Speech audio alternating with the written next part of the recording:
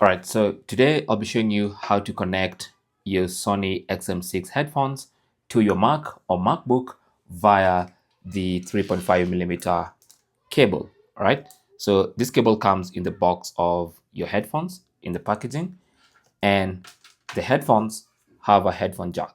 All right, so you can see them right there, 3.5 millimeter jack. So all you have to do is, first of all, turn off the headphones. So if they are on, make sure you switch them off because you don't need to power on the headphones to use the cable. Now, once you do that, just find the headphone jack on your laptop. On this particular MacBook Air, it's going to be on the right hand side. So connect one end of the cable.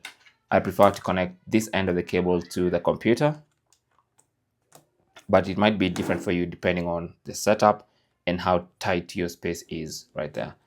So once that is connected, you can now connect the other end into the headphones. All right, simple as that. There you go. And that's it. That is actually it. All right. So now when you go to the sound output device, you will see that the sound output device is the external headphones. All right. So it says external headphones there. And that's it.